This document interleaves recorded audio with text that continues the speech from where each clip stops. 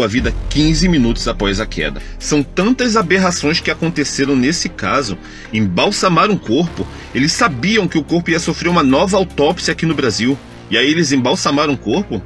Muito suspeito isso daí. Maunya mereka apa sih nih ya guys? Nah, hasil otopsi Juliana Marins yang kedua di Brazil telah keluar dan hasilnya kurang lebih sama dengan hasil otopsi yang ada di Indonesia. Juliana sudah kehilangan nyawa 20 menit pasca jatuh dari atas ke curam yang cukup dalam, kurang lebih 600 meter ke bawah. Nah, hasil otopsi di Brazil juga menyatakan kurang lebih hal yang sama, bahwa Juliana bahkan kehilangan nyawa sejak 15 menit pasca jatuh, dengan catatan benturan benda tumpul dan trauma sebelum kematian. Tapi ada saja warga Brazil yang tetap tidak percaya dengan hal ini. Katanya tim forensik Indonesia mengakali jenazah Juliana Marins pada saat setelah diautopsi di Indonesia dengan menggunakan balsem, agar dokter di Brazil tidak dapat melakukan penelitian lebih mendalam terhadap jenazahnya Juliana Marins ini. Karena mereka berkeyakinan kalau Juliana Marins sebenarnya masih hidup, tapi lama diselamatkan dan mati karena hipotermia. Saiu o resultado da autópsia no corpo de Juliana Marins, realizado aqui no Rio de Janeiro. E o que mais me chamou a atenção é que eles embalsamaram o corpo. Olha só isso, o exame indicou que o embalsamento realizado na Indonésia antes do transporte do corpo para o Brasil dificultou que os especialistas precisassem não apenas o horário em que ocorreu o óbito, mas também a avaliação de sinais clínicos como desidratação, indícios de violência forçada ou hipotermia. Gente, esse embalsamento praticamente destruiu todas as provas. O procedimento de embalsamento envolve a remoção de fluidos corporais como sangue e a injeção de uma solução química, geralmente composta por água e formaldeído, para preservar os tecidos e órgãos. Eles retiraram todo o sangue do corpo de Juliana Marins. Olha só as etapas do embalsamento: lavagem e preparação. O corpo é lavado interna e externamente com produtos desinfetantes para remover bactérias e impurezas. Drenagem. O sangue é removido do corpo através de uma incisão e bombeamento. Injeção de solução. Eles tiram o sangue e botam o formol em seu lugar. Massagem. O corpo é massageado para aliviar a rigidez muscular. Costura e fechamento, maquiagens e cuidados finais. E o laudo emitido pelo IML do Rio de Janeiro destaca que o estado de conservação do corpo comprometeu análises periciais mais precisas para determinar exatamente o momento do falecimento. E tem mais, pessoal. Juliana Marins teria caído na encosta por volta de 6 horas da manhã, do horário local do dia 21 de junho. E segundo o médico forense que realizou a autópsia na Indonésia, Juliana Marins teria falecido no dia 25 de junho, entre 1 da manhã e 13 horas da tarde do horário da Indonésia. Segundo o próprio governo indonésio, ela teria caído no dia 21 e teria falecido no dia 25. 4 dias aguardando o resgate, para eles virem divulgarem nos canais de TV, em todos os sites de notícias indonésios, dizendo que ela teria perdido a vida 15 minutos após a queda. A notícia deveria ser: a autópsia na Indonésia revela que Juliana Marins permaneceu viva durante 4 dias no Monte Rinjani. Não a notícia que eles divulgaram dizendo que ela perdeu a vida 15 minutos após a queda. São tantas aberrações que aconteceram nesse caso.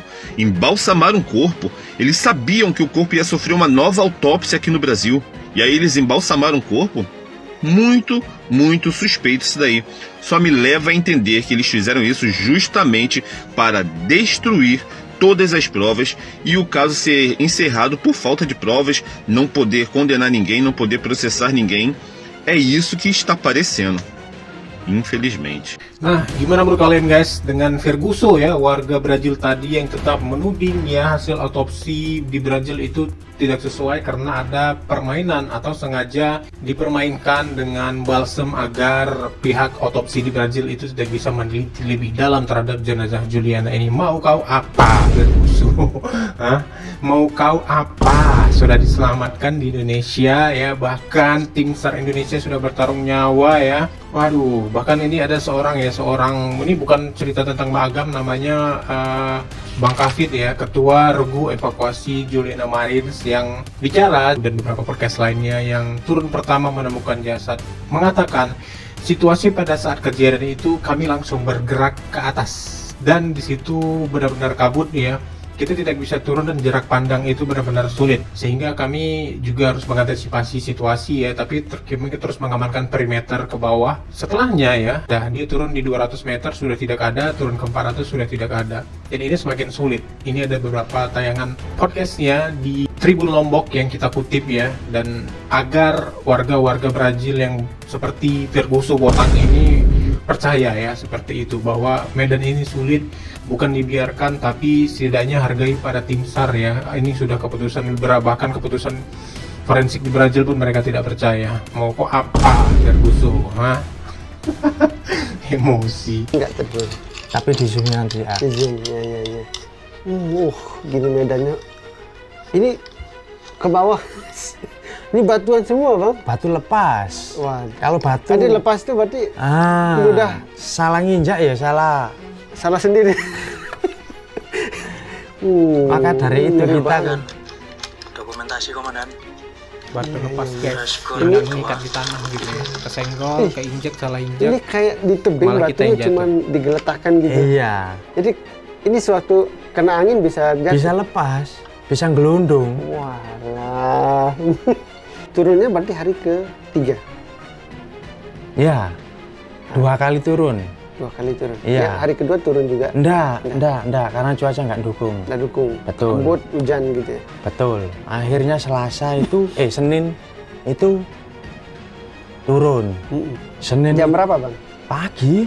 Pagi ya? Iya. Tapi bisa turun hanya pagi ya? Iya, tapi drone dulu. Sebelum kita bergerak itu drone dulu. Kira-kira lokasinya jangan sampai manusianya, karena kan satu, kita prioritaskan alat.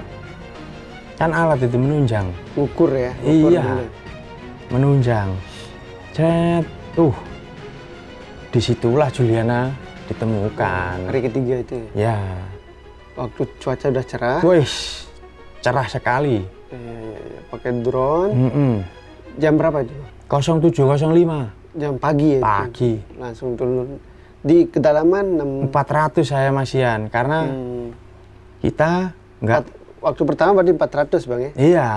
Masih 400. 400. Saya sama Zarkawi. Iya. Saya ngajak Bang Samsul, enggak, saya sudah. Oh iya.